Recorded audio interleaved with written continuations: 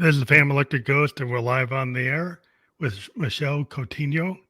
For the first time, you're a life coach, and this is the first time you've been on a Podmatch podcast. So thank you for being on my show, and want to welcome you to the Family Electric Ghost podcast. How are you doing tonight? I'm so happy to be here. Truly, it's an honor. I'm grateful. Thank you for the reach out and the opportunity to connect with whoever is watching. What up, everyone?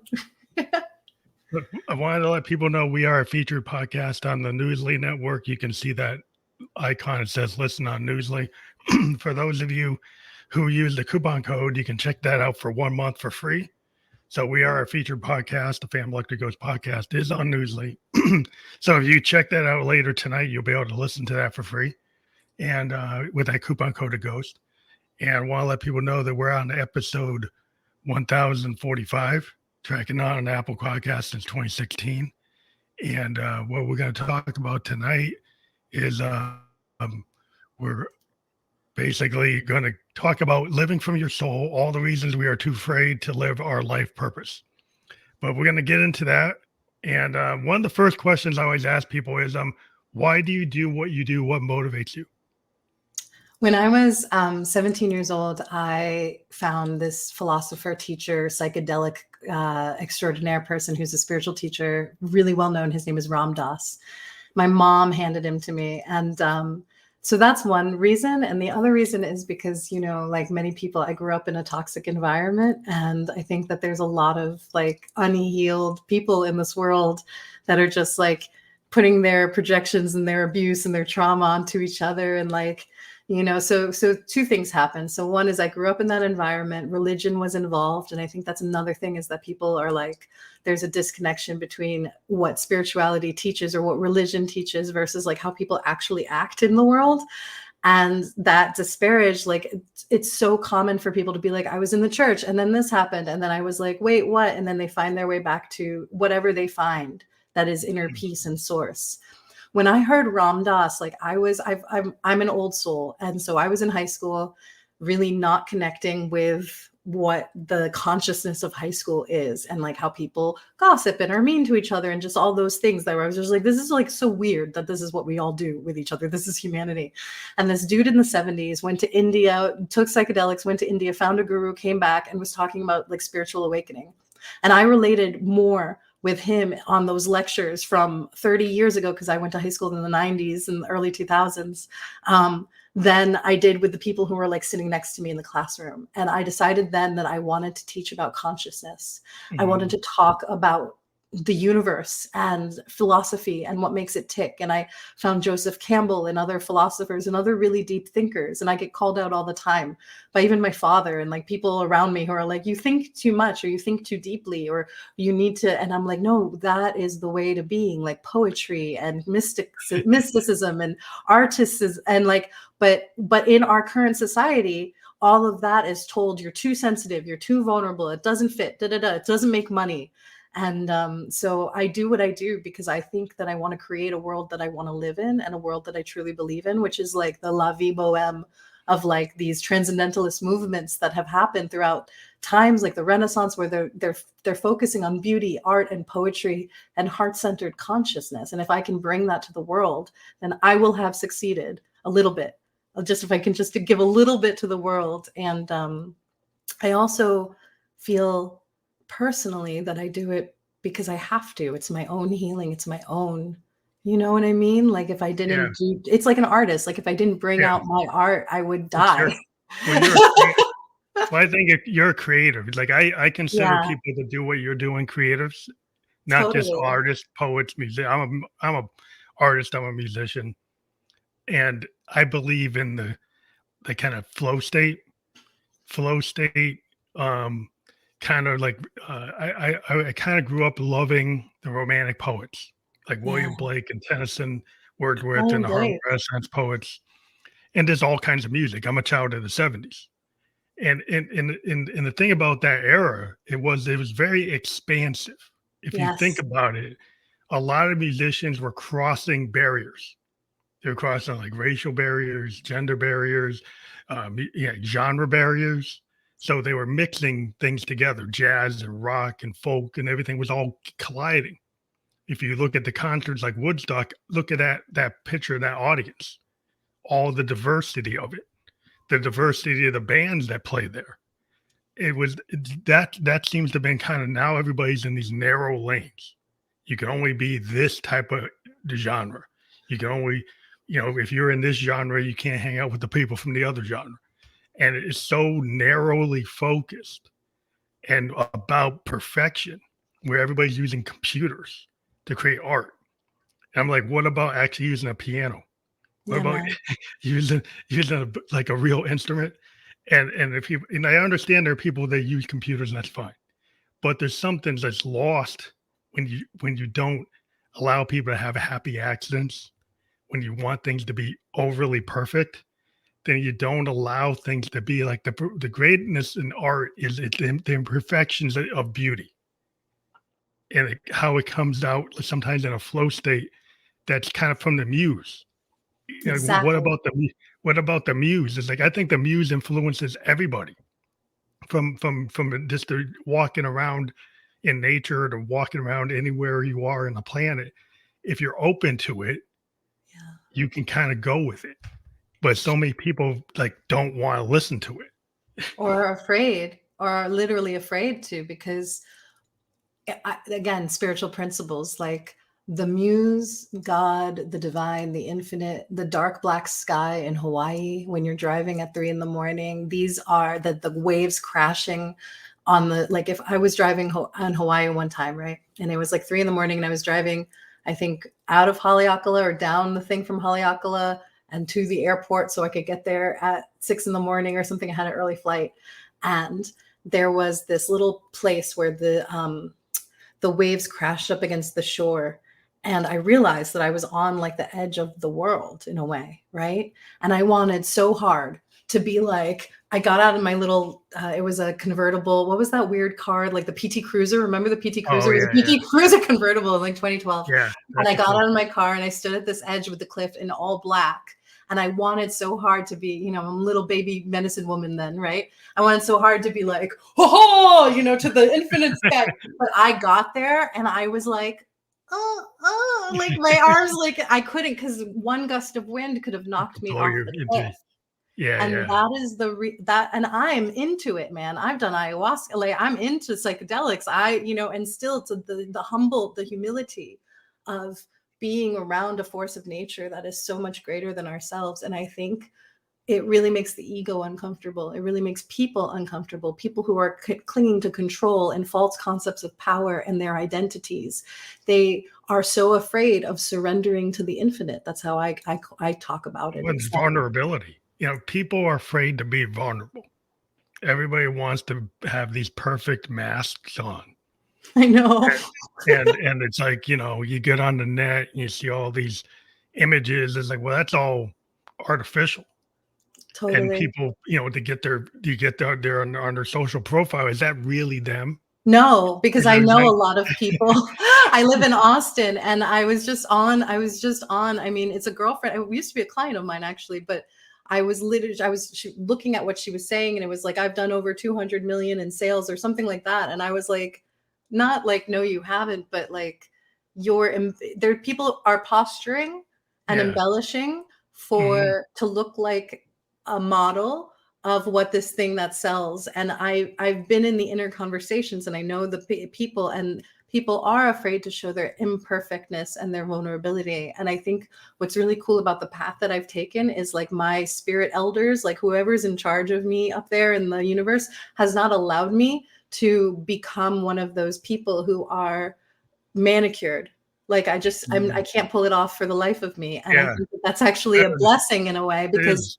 I'm teaching now through my own vulnerability, and my navigation is like, that's actually not authentic. And the people who do that, when you do get, I've met so many people in spiritual communities who are very like, who have such high followings and make so much money. And every time I talk to somebody, they're like, oh, do you know this person? I worked for him. He's an asshole. I'm like, oh my God. Like, so like, why achieve all those outer things when that's what's happening about you underneath? And like, that's Yeah. just, it's Well, not good. who's the real you? And, Right. do you actually feel good? Like for all the edifice, that you Totally. create. I'm kind of about the law of attraction. So if you build something kind of fake, then fake's going to come to you, right? So if you're true to yourself, regardless of how many metrics about views or plays or Right. hearts or likes, it when you reach people, you reach the correct people because you're putting out an authentic voice. You're throwing it at the world's wall, the universal wall, Yeah. and the right people find what you're saying, and then they come to you, and you get opportunities. Just Totally. an example with this podcast, like sometimes the number of plays don't represent the opportunities to get created. So, Yeah. like if you present uh, uh, uh, like this episode and it reaches a certain person, that could cause a connection or Totally. ability May to it be work so. with that person. Yeah, there's all kinds of things that happen. There's Yeah. cascading events, and it doesn't equate to, oh, I got a million views. Yeah, I'm at the Yes. top of the algorithm. I'm on the top of. So many people are into the lisp. They're into the Yeah. view. They're just looking at, you know, logical metrics Yeah. without understanding. Like, what about the fact that if you talk to 1,000 people, you get 1,000 perspectives, and it's like Mm. oral history. Like, the more you learn, the deeper you get. Right? The Word. more perspectives you get, then you get a more open mind that is willing to learn, and you're never done. So that's the benefit, and anything else is gravy. You Yeah, know? man. I love that. Yeah, because real truth is often hidden. That's something else that I've learned, is that there's a maturity in the subtle, and I think that everyone as a mass consciousness wants, all of our egos want to look a certain way, and I do love that part of myself, but every time I'm presented with something real, it's subtle. It's something I wouldn't have thought of. It's something that I didn't create with my mind even. It's something that Mhm. comes to you as a gift. That's like what grace is. And it's invisible.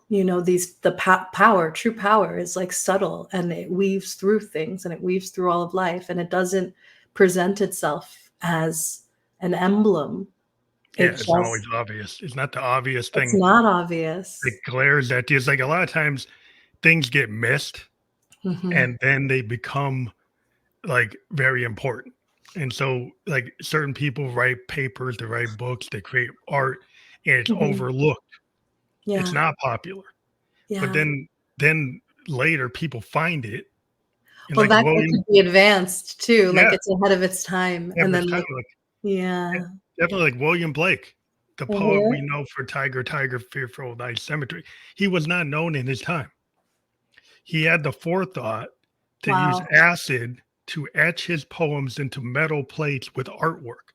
All of the songs of innocence and experience actually have art that was etched in acid to go with those poems.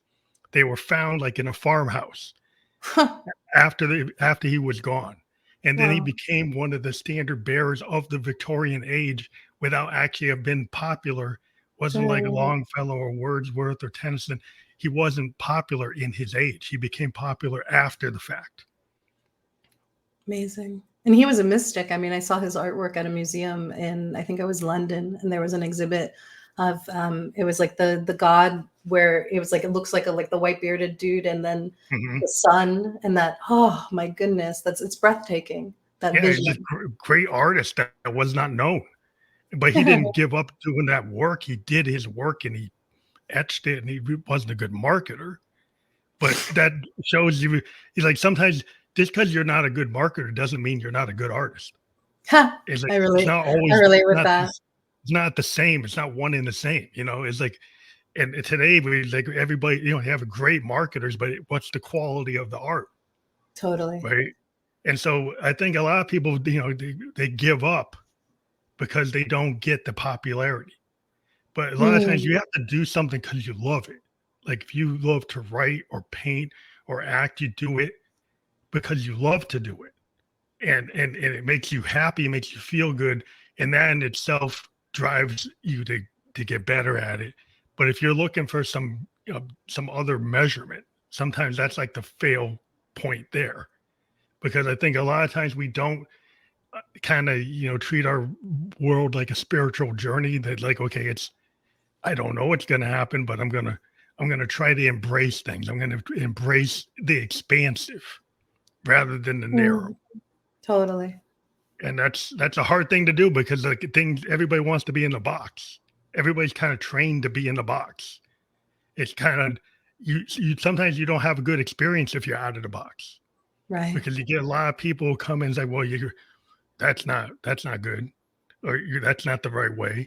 And so as soon as you put your opinion out there, you could get hit with like opinion, and that stops a lot of people.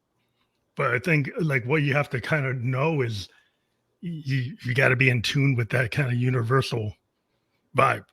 You're calling. You're calling. You have to honor it. You have to honor it completely. So what's the number one thing that you see in the world now that needs healing? Wow. Well, number one in the collective for sure is the way that people speak to each other online. Do you notice that? Like recently, it's wicked. It's wicked. I would say like that's truly, it's cowardly because they're not in front of the person. They're not exchanging energy. And it's pervasive because it's not even like any comments. It's not even on things that are important sometimes. It's like somebody put a picture of a dog and then they're like, you shouldn't have done that big. Like just rude. Like the first thing is a rude thought. And the meanness of people's response, it's almost like it's clickbait. Like the meaner the response, they're hoping to trigger the algorithm and they'll get the next reel.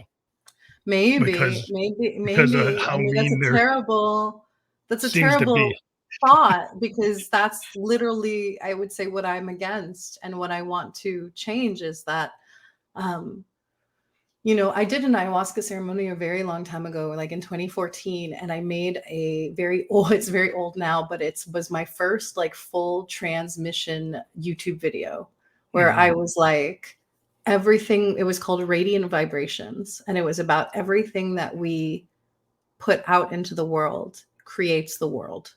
Like every thought we think, everything we do, every way we treat somebody perpetuates what the world is created of. It's like we're all ingredients in a soup.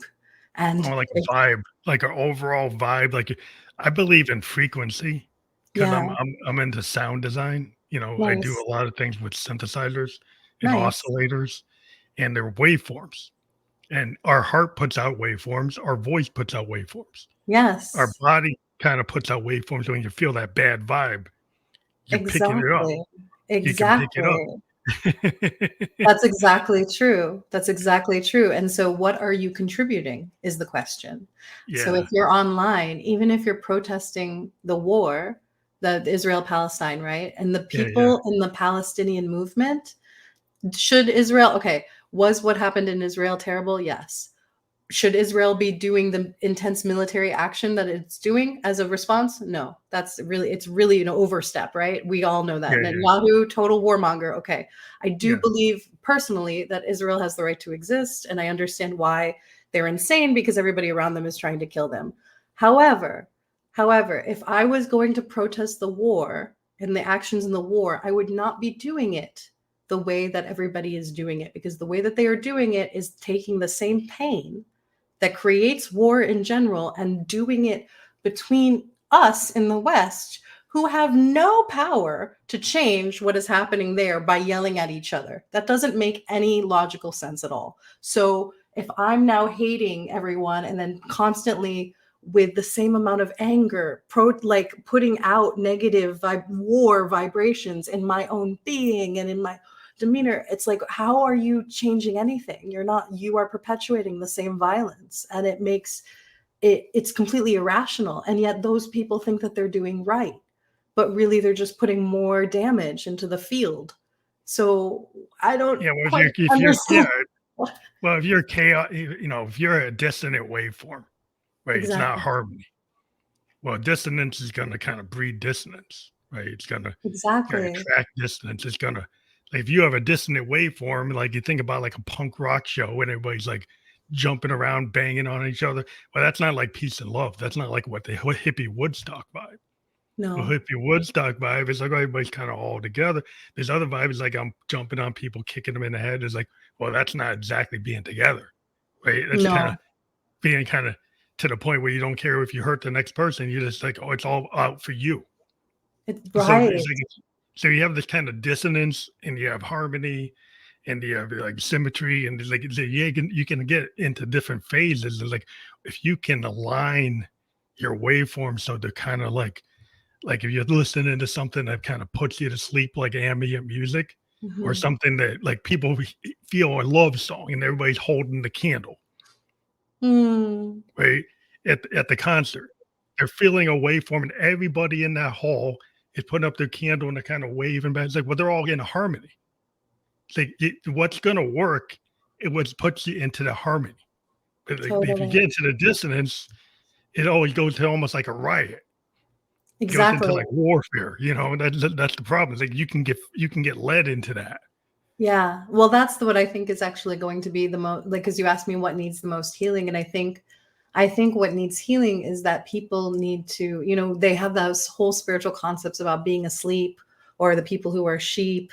And then, but nowadays it's even the woke movement, quote unquote, has turned into the like sleep people, because if anybody says anything, then everybody just follows the one thing. That's the current narrative of what we're saying activism is. And I believe that what's going to change that is when people actually have the courage. Because of cancel culture, everybody's afraid. So they don't want to stand out and actually speak what's true, which is that way of creating division, even if you're doing it in the name of liberation, is not actually going to heal anything. Because like Einstein spoke, you cannot solve a problem from the consciousness that created it. So if you are matching and mirroring the consciousness that created the problem, and then demanding that there be peace with the same amount of anger in your voice, you are not actually creating a environment where neutralization can happen, and where people can actually receive and listen to each other. It'll just be voices shouting. And we should know, people, I believe, should know and be able to look back through time and see what has and has not worked with conflict resolution, and not feel the pressure. People who are like me, who are influencers, who are brown skinned, who not feel the pressure to conform into a certain narrative when it may not be absolutely true. It doesn't have to, we don't all have to agree, and there's nuances to every conversation. And it Yeah. breaks my heart that everybody feels this pressure, not only feels the pressure, but that they use those conversations to perpetuate their business. Because I'm also watching people do that. People who are influencers, people who have businesses on Instagram, they use the trending narrative in order to try to gain accolades and followers, whether they may believe it in their hearts or not. And that's disingenuous. And I don't feel like that's healthy. And it's definitely not creating more consciousness in the world. Yeah, there's a lot of problems with people just like following the algorithm. Like, Exactly. oh, it's kind of it's basically it's like the idea, like, Wall Street, greed is good, right? So when you have this mindset that Yeah. greed is good, right? If you have and it goes back to like an idea like Calvinism. Like, I want to come down on it, but the Calvinists had this idea that if you're an industrial billionaire, Mm. you're actually closer to God because you made money, right? Because you're wealthy, so God must like you. But even if your wealth destroyed the river, destroyed the forest, they hurt the poor, Yeah. injured the poor, didn't give them any rights, but because you're that billionaire, you're robber baron, that's okay. That's And so crazy. I think when you have kind of morality that's got like greed behind it, right? And when you do things just for numbers, Yeah. right? Not for, is this actually going to help somebody? Is Yeah. this actually going to make somebody's life better? Right? You can say, well, it's your opinion. Well, there's certain things that can make a per human being's life better. There's certain things that could make it better. Not just having the latest widget, but there's certain things that can actually increase your life expectancy, increase your health, fix your, there's certain things that you could do. So if you do things that teach people how to have a better frame of mind, so they're not getting blood pressure, stroking out, freaking out, not being happy, committing suicide. Like if you make people have peace of mind, well, that's probably a good thing. Mm-hmm. Thanks. That's cool. But it's like, well, it's subjective. It's like, well, everything's subjective if you want it to be. But I think there's a lot of stuff that's out there, like you said, that people who are disingenuous, not authentic, wearing masks. Yeah. It's harder to be vulnerable. It's Yeah. harder to do sometimes the thing that nobody else is doing, because that puts you like you're walking the other way and everybody's walking this way. Well, sometimes, life is such that you have to do that. This life is such that maybe the trend is to like what the bully says. The trend is to like the bully, and the bully is putting down disabled people, and you think it's funny. Everybody thinks the bully's great, but they're laughing about disabled people. It's like Donald Trump. Yeah, well, I didn't say it out there, but you can say, well, how is that good? Yeah. Just because the crowd thinks it's good doesn't make it good. Doesn't mean it's good. I know it's harmful. It's harmful, actually. It can be very harmful. And I think that that's what we need to get real about in the world. That's the thing that needs healing more than anything, is like, what are our values as a people? Like, as a nation, maybe in America, maybe as a world, is like, what really matters? And then how do we be examples of it in the world? I mean, do you have to have a Gandhi? Do you have to have a Dr. King? Do you have to have a Muhammad Ali to make a statement? Why does it have to be this outlier person to get people to pay attention to just things, to me, that are kind of universal truths? But how beautiful is it that there are those people? I mean, I think that's a really beautiful thing that you just said, that sometimes there does need to be an avatar, in a way, that comes and makes people see in that beautiful outlier way that you were, like, artists that come. I mean, we haven't really had one in a minute. That's somebody who can actually be an example for what truth, like embodied truth, looks like, I love, and even Muhammad Ali, who is a boxer, but it's like, or like Nelson Mandela, and you know what it is, because I'm a healer, I do healing work. It's that their field, their energy field is it's so radiant and so clear about what they're, so in integrity and in their true subtle power, that people are changed just by being in their presence. And that is what I am, like, not trying to become, but at least pointing myself toward. Trying to be on that zone. I mean, that's what I try to do. I mean, I think anybody who tries to be authentic is to be authentic yourself, right? Exactly. And then hope people think it's a good idea, and then law of attraction, they come toward you. They get a group of people, you get a collective. That collective starts to get some weight, gets the people pay attention. That's all you can do, is try your best. And I feel like a lot of times in this world, a lot of the gatekeepers have made it such that it's hard for people to get to find these people. Not that they aren't here. They probably are here. They're probably talking right now somewhere, anywhere on the planet. Right. It's just there are certain people who control what we see that aren't allowing those people to bubble to the top. True. That's very true. It is a narrative that gets perpetuated, a certain narrative. And it's true. Like, even people all the time talk about, like, if they spoke out about COVID or politics or XYZ, that they get banned nowadays on social media. And isn't that insane that even can happen?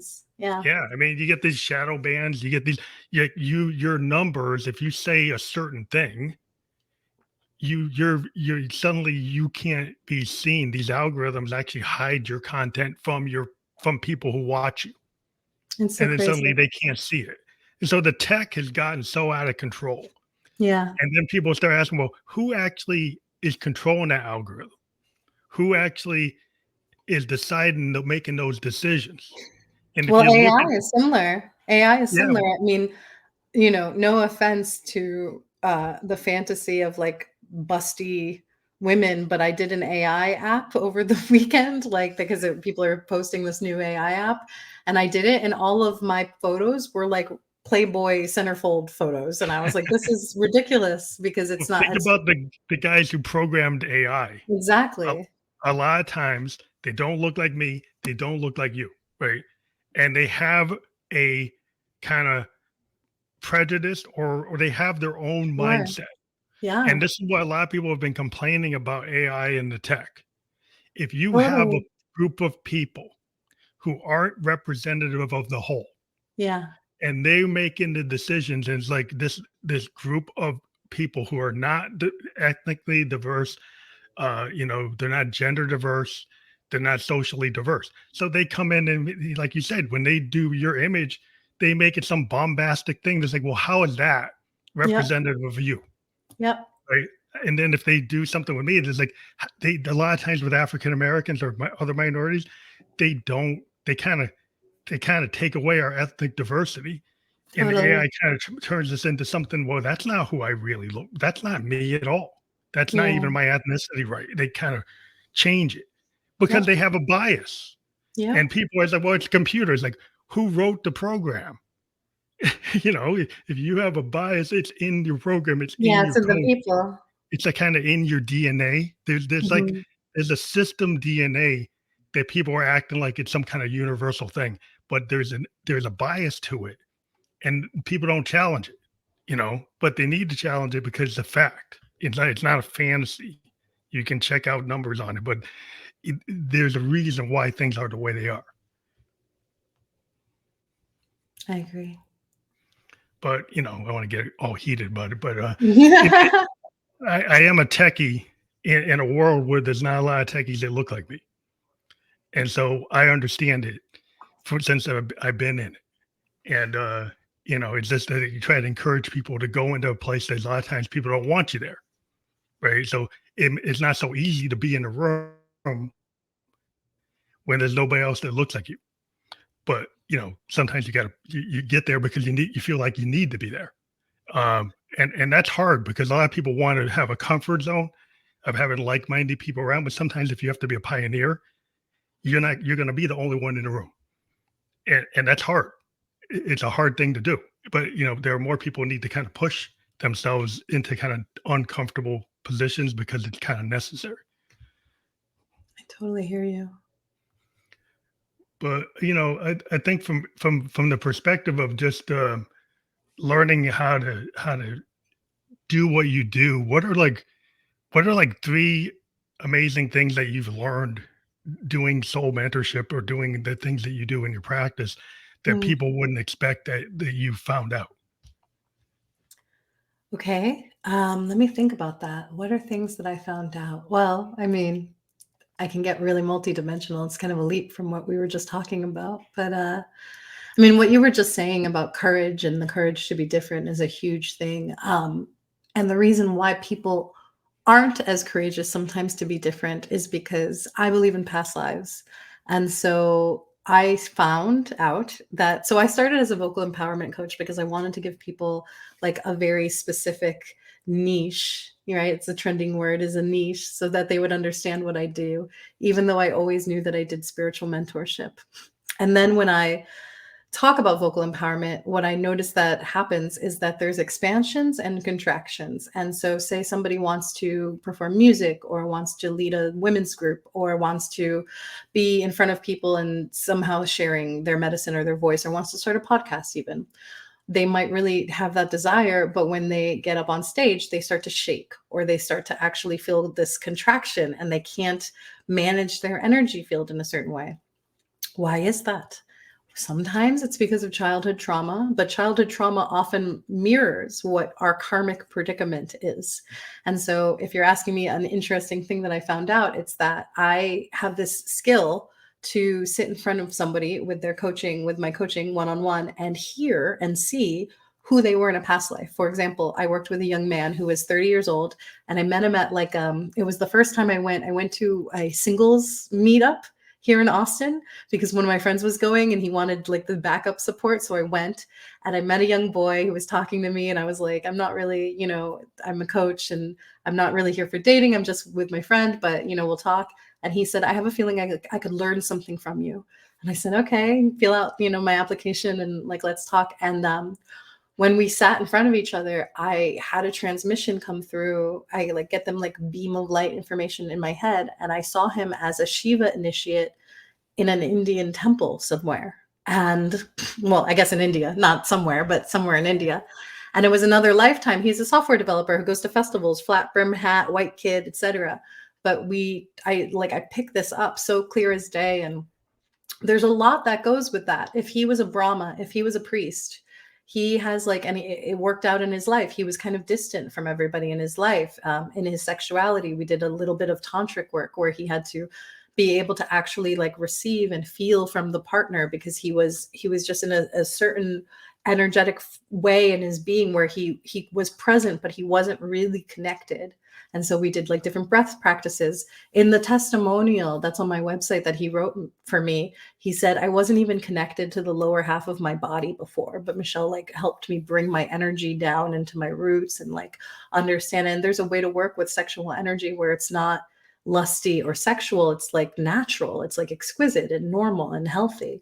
So I think the biggest thing that I learned was that we all are wired and programmed from not only our upbringing and religion or parents or society, but also we're carrying as a soul. And in the yoga Vedas, they call it samskaras. We're carrying in our mental and emotional body these aversions and attractions, these things that we're wanting and these things that we're scared of based on our soul's history.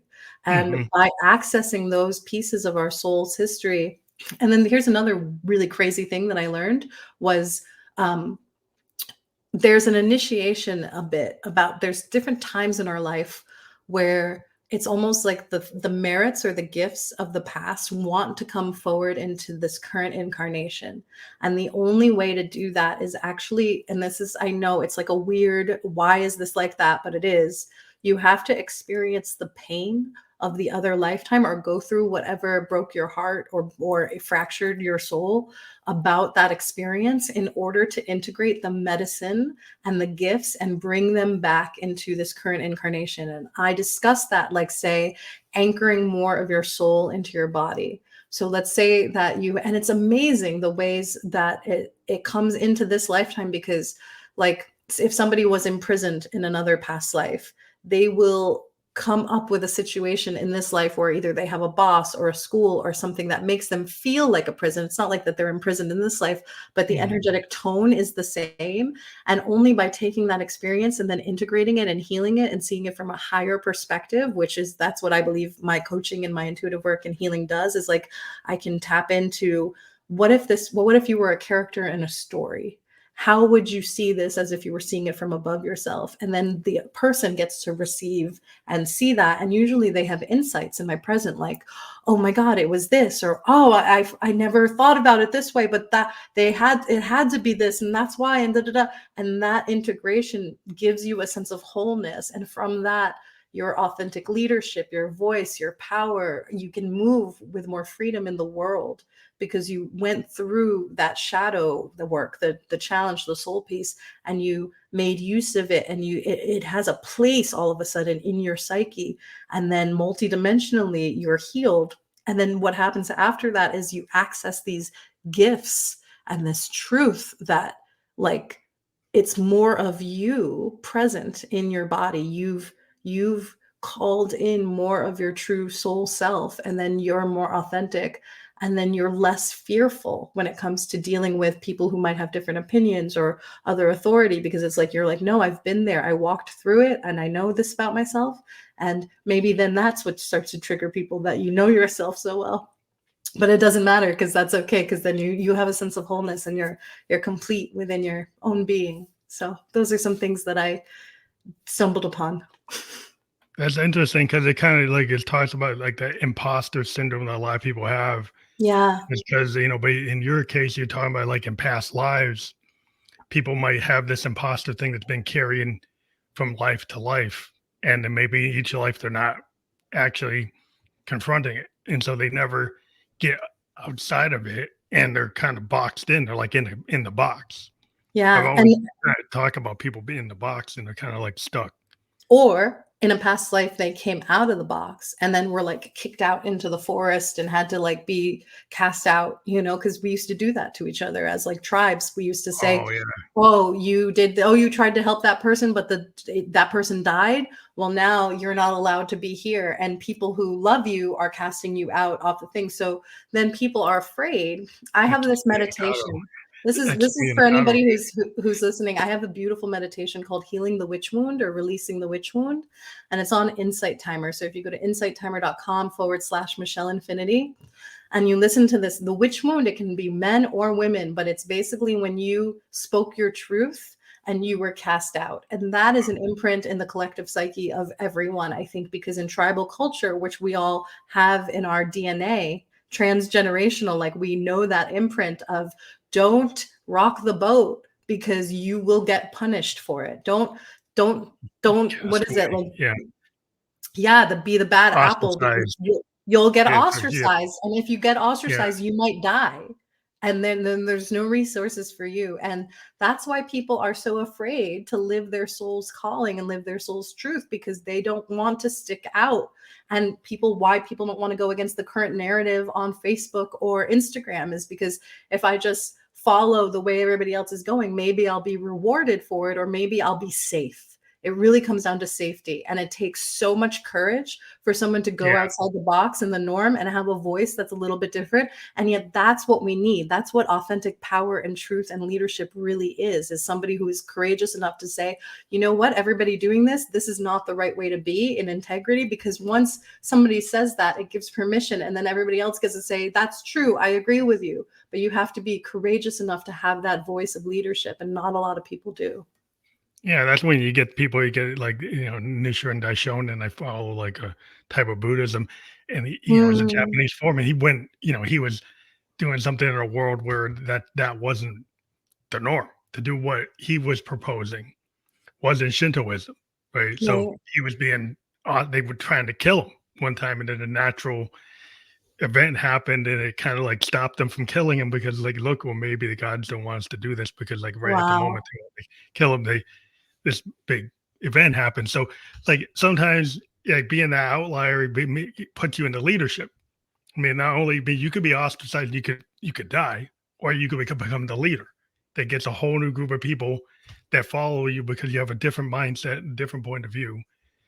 And it's hard to be in that set, because it's not, because you could go hard the other way. You might not be able to live because you need other human beings to live. We kind of set it up that way, but it's always hard. So it's like, you're rolling the dice with how the humanity is going to handle it. But 100%. Some things are worth it. You have to choose like your own mission in life. But a lot of times, people you do have to have somewhat of a plan. You have to start focusing. What do you want? Do you want to feel? If you're not feeling good, right? If something doesn't feel right, and you're like this isn't my authentic self. Why am I doing this? Am I doing this because somebody told me I should do it, or I think that's what I should be doing, or what is it that I really what's the path I should be on? And sometimes maybe you need to talk to someone like yourself to figure that out. Yeah, I'm so good at that. Whoever wants to talk to me about that, that's definitely what I'm good at. Is that people don't. You know what it is? People know what they want, but they're a little scared to say yes to their own thought. And so for me, being a mirror for them to be like, oh, you're like this, or oh, you had this in a past life, or oh, that, then they're like, oh my God, I've been telling myself that for a year, but I've never, you know what I mean? I didn't know if that was real. You need you need a mentor and reinforcement, and then you'll start to align. Because a lot of times that when people say, well, oh, the person give me the answer. Well, that answer was already inside of you. 100%. All the things that you find from your mentor or your shaman or your, spiritual leader, like usually it's in your subconscious, or you thought about it. Yep. And it's being reinforced. So now you're on the right path because you recognized it. But we need that. We need that. We need that shaman or ceremony or meditation practice We need these little rituals because it's something about humans. Humans need ritual in order to get out of the mind, the mental emotional framework, because that mental emotional framework has aversions and contractions and conditioning from past lives. And so the only way to access the witness consciousness, and that's what I believe that I do, I teach a workshop called the koshas. And the koshas, it moves you from the mental emotional plane, energetic, physical body, mental, emotional, higher intuitive awareness, and then your soul. So there are these levels of consciousness that you can access. And I feel like what I see my clients do is when they get that aha moment of, oh my God, da, da, da, or, oh, that's why this happened and this, you're going beyond the mind and into your higher intuitive awareness. So literally seeing yourself from an eagle eye view. It's very hard to do that by yourself unless you're like having a badass meditation, which only comes on certain days. I meditate almost every day, and like only certain, and you said you study Buddhism, so you understand the same thing. Only certain days it's like, woo, in the pocket. But other times it's just like clearing out some noise and stuff. But man, when you're in front of another person, it's like that Jesus thing. When two or more are gathered, it's like something else happens and spirit comes in and speaks. And when you hold that vision and that container for that, and it is remarkable. And that is what I serve. And the last few years that I've been doing more teaching and coaching work, my channel is more awake when I'm with another person and serving them, or when I'm leading a ceremony. It's when I'm in my own being, I wish I was as turned on as when I'm with other people, because it's like, oh, my life would be amazing, but it doesn't work that way. It's a gift that comes from the giving of it. Yeah, it's like a collective thing. I think a lot of artists, like especially musicians, can kind of feel what you're talking about when we play a live concert. I love that. Compared to actually, like when I'm recording in my studio, there's nobody there, right? Yeah. So there's only a few people there. But it's like Yeah. when you get on a stage, there's something unique about the live performance, because the crowd feeds back to the artist and artists feed back to the crowd. And it's like a Yes. reciprocating flow state. And so when you're in that moment, it becomes that point in time piece of art that's driven by their environment, the feel of the room, the people in the room, the people in the band, the moment. Is all these things that factor into it, but it's all because they're all like inputs and outputs. It's all connected. And Yeah. when you have that, it's kind of hard to describe, but you need that kind of extra input coming from Yeah. everybody that's there, including the room, including the Yeah. school. I said this like twice last week. It's like I do insight timer lives every week. So I do these, I call them vocal alchemy for chakra clearing, but it's me with sound bowls and I'm channeling and I'm talking, and it's a connection, and everybody's in like a webinar. So I don't see them, but they have a chat and I can talk to them if I want. But I call in the guides and the angels, and I use my singing bowl, and I do a little bit of like a shamanic receiving, sometimes calling the directions.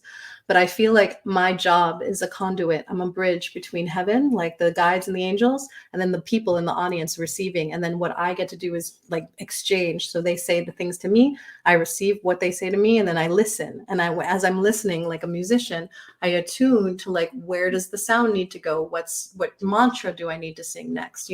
What do the people need? Or I'll even be guiding a meditation, say I'm doing like the chakra part, and I'm going and I feel that we need to talk about forgiveness in the heart. And then I'll spend the next 20 minutes talking about and teaching about forgiveness, because that's what I felt was in the space.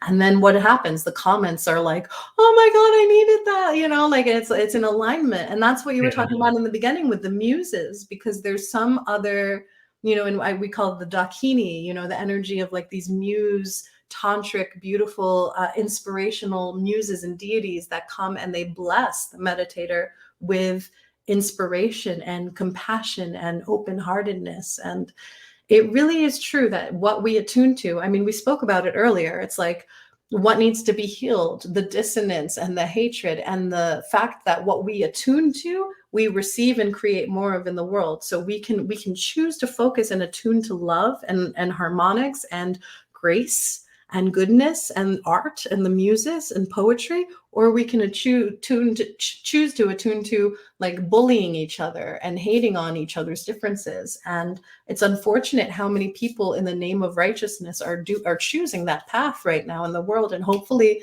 it won't be like that in the next few years, and we're burning it out, I hope. but I don't know. Maybe you can show us with the sound bowl. I think we had Yeah. talked earlier before we went on air. That maybe you could show us like Yeah. how you do that.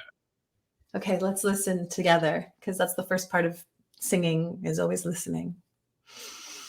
So if you're listening, watching around with me, you can take a deep breath.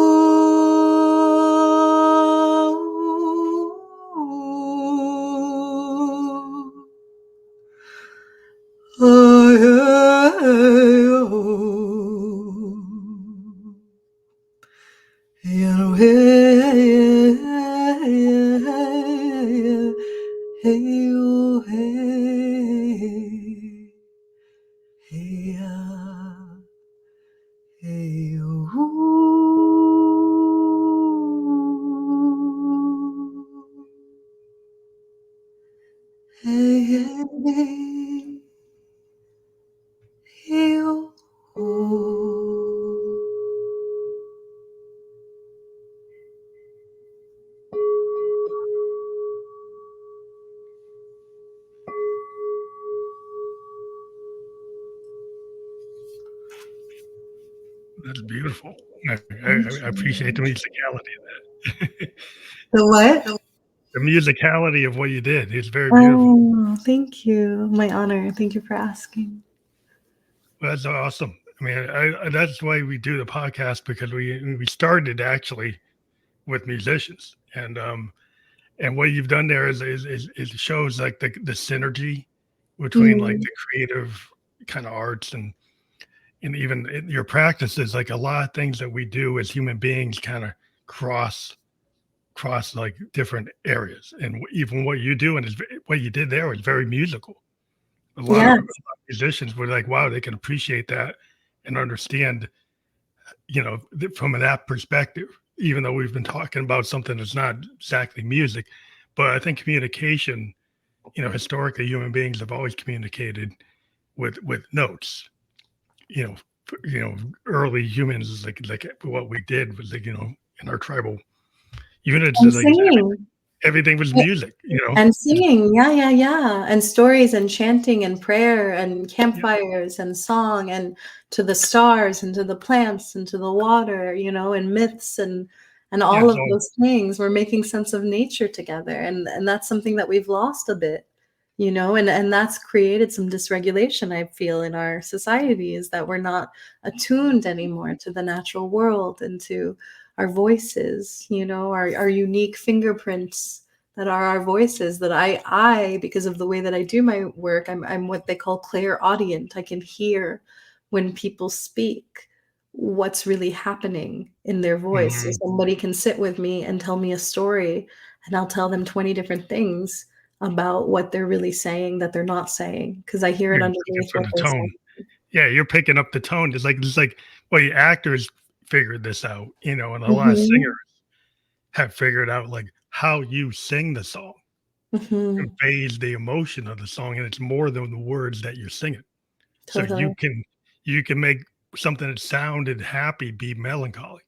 Mhm. Even though the words sound like it's a happy song, the way Well, you sing it, it's the same way you that get people, when they have the emotion. mask, that we were talking about in the beginning, and they're like, "Oh, I do this, or I make this much money, or I'm blah blah blah," and you're like, "No, you don't," because we can all hear and feel that, and it's just, I think some of us are more sensitive to it, and I think also, like, for me personally, I only feel comfortable when truth is being shared. I'm very uncomfortable when I'm around people and there's a lot of fake energy, and that's like the Mhm. first part of our conversations, like, actually doesn't it makes me feel uneasy. I feel it Uneasy, yeah. physically because I'm so empathic, which again is a blessing and a curse of being a healer, is that I have a really good barometer for truth. And I'm not saying that I'm not gullible sometimes, because I most certainly am, but it's something that I want to perpetuate more in the world, is authenticity. So, and give people the courage and the permission to have the courage to be vulnerable. Yeah.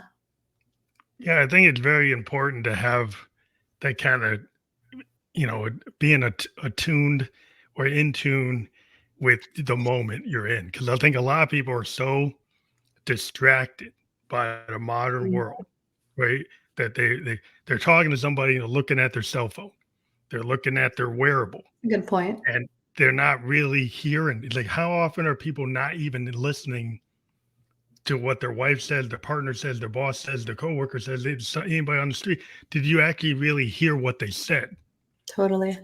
Or are you just trying to interpret what you want to hear? So Yeah. everything you hear from what they say has been kind of remessaged to map to where your head's at, rather than understanding what was just said. Ram Dass has a quote, that philosopher I was talking about in the beginning, he has a quote that says, most people's relationships are ego to ego. And they're basically saying to each other, I'll make believe you are who you think you are if you make believe I am who I think I am. And that is like an agreement that happens between people or family members. We don't, our intimacy is like this.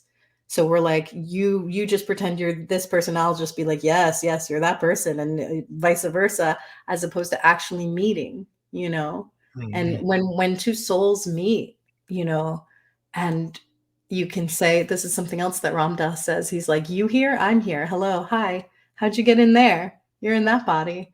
I'm in this body. How's it going over there in that body? This is crazy, huh? Like, but there's this infinite point, or when we say namaste, which is totally a cliche now, but like, that's what the original meaning of that is namaste is, I'm meeting you in the place where we're one being. Yeah, Is total really, we're symmetry. Yeah, yeah, all of us is one yeah. being. The idea of like a actual soulmate, which a lot of people never really find because because because they think they found their soulmate, but it's really what you said. They're kind of doing this thing, and Yeah. it's all masked. It's all like layered, and it's what you want them to be or what you want to be. But like, you're all put on the airs, So when you really get the real, wow, that's a once in a lifetime romance story, right? And it seems to be rare. Like you get the like you hear about the couples that or they finish each other's sentences, and that they actually do have that connection. And it's Yeah. like, wow, that's not. I don't see that all the time. Yeah, Yeah. because it probably doesn't happen all the time. Because I think a lot of people make compromises because of expectations. Like your parents expect you to do this, you wanted to do that, you wanted to get to this position in the society, so you made a choice. And a lot of times that choice doesn't really keep you happy. It's like I see a lot of people in those kind of relationships. Yes. it's a deal. Well, yeah, I think that's because we want to, like, you can't be out there being some free random actor. You got to tie yourself down to something, even if it's not the right thing, just to show that you're part of the structure. That you bought into the structures, or you bought into it, but then you're not happy because you're like, "What? I was supposed to get to this." Well, if it's not really aligned, you're probably not going to get there. Yeah. People are very fragile. and are very scared to admit how fragile they are. So they cling on to things that may not be right for them, whether it's a job or a relationship. Um, yeah, and they used to say, there's this saying that's like, people would run and hide when the shaman comes to town because they don't want to change, you know? And so I think that sometimes people message me all the time, like, oh, I've been thinking about working with you. And I'm like, okay, like, let's have a conversation. They're like, oh, I'm scared. And I'm like, don't be scared. I'm only in service to your soul. I'm only in service for the benefit of somebody's soul. And, you know, I see people sometimes most people in my containers, I have to say, do make really beautiful life changes and transitions. And sometimes I see once in a while a client will have a limit of like, oh, I'm not sure if I'm ready for that. But usually they come back around in like a year and be like, you know how you said that thing? You were totally right. And da da da da da. And so it's fine. People to do it in their own time, you know? Yeah, because sometimes once you make the decision to kind of do the work, sometimes they'll put you in a place that you are now, right? And Yeah, that place that you're supposed to be, it might be scary because there might be people that fall off and might be people that come with you, but it probably isn't going to be like it is right now. And right. so that's why I think people get scared of, because even if what's going on right now doesn't feel good, it's something you're familiar with. So And I true. think it's hard to go to that place that you don't know because you're not familiar with it. Yeah. But it's important But also to go somewhere you don't know, because that's how you grow. That's really what the soul is all about. Like the soul in astrology, you have a south node and you have a north node, and the soul in the south node is what you're familiar and comfortable with, and the north node's the opposite of that. So if you're, for me, I'm comfortable being a mystic on the mountain, Sagittarius south node in the 12th house, right? So it's like spiritual teacher, far away from society. But my north node in this lifetime is to get to society, which is Gemini and Virgo house, right? It's like everyday mundane relationships, networking, talking to people.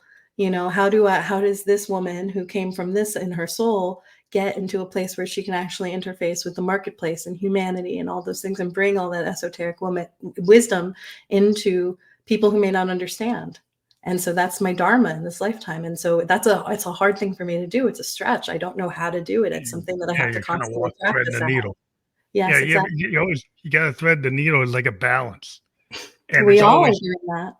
yeah, it's like the problem is some things get out of balance, and Hmm. then like sometimes you have to be out of balance to kind of get to the next phase, and then you kind of level out. Oh gosh, isn't that true? And so some people say, "Well, I gotta stay in balance," but that's not exactly true because sometimes you have to push it, and Yeah, you're on the other part of that bell curve. Not to get into that, but like when you push you're not in balance. You're kind of on the extreme, right? 100%. And a lot of people don't realize is like that's kind of part of life is sometimes you're going to be on that extreme edge. You don't always have to stay there, but at some point they're there for some period to get to the next thing and then you level out and it's hard. It's not always the one size fits all. It's not the same solution for everybody. And it's why people should talk to, folks like yourself. Yeah, I actually say it's like a spiral, because I think that in each lifetime we get like three lessons, let's say three cosmic lessons that we have to visit again and again. And like the layers of an onion metaphor, every time we get a little bit deeper, the groove a little bit go. But when we come out that side of the spiral, we're, instead of spiraling just like in a circle, it's like a spiraling up. We're Mm, actually like getting to another level of it, another level of it. And like that journey keeps going, you know. And on that journey of the spiral, there's like the point where you're like the furthest away from the center, and you're like, I don't know if I'm ever gonna get back to, I'm forgot who I am, what I do, and then you come back around, and then you're like, oh yeah, I remember. But you remember better than you did before. It's like I wrote this on my wall. I wrote this on a piece of paper when I was like in my 20s, and it was like, each time you lose yourself, you find yourself again. mhm. Every time you lose your way, you find your path, and you find it more true. And it's almost like, I believe that spirit, I believe in guides, spirit guides, angels, ancestors, our team metaphysically. It's like they do this dissolving and disillusion act, and that you do forget who you are and what you're meant to bring to the world. And that forgetting is a part of the transformation that you undergo in order to find a remembrance of something like more solid, more concrete, more conviction, so that you go again until you go through another dissolving phase. And that's how we evolve. And I also believe in these waves of ascension, like 2012, 2016, 2020. We're going into one now. It's like every time there's a rung of the spiral, there are these chapters of life, and they happen in these really beautiful, it's like a shoo, electrocution of energy comes in. We live in that phase, and then we do it again, and then we do it again. And there are little initiations and choice points that happen. And I follow the wheel of the year, the solstice, the equinoxes, the calendar, and astrology transits. All of these things are kind of shaping us, whether we know it or not. Yeah, because a lot of times we're out on the ocean looking for that navigation star, and then it could be a cloudy day, you can't see it, but it's still there. So you gotta you're kind of like, well, I don't know where I am. Yeah. But like you get guided by Polaris, or you make it to the lighthouse, but like you finally have these navigation points, even if you can't see them, they're still there. But that's my little story. But thank you again for being on the show. We always hit like the hour faster than we ever think that's going to happen, but we hit our hour mark by a little bit over. But I want to thank you again for being a guest on the Family Electric Ghost podcast.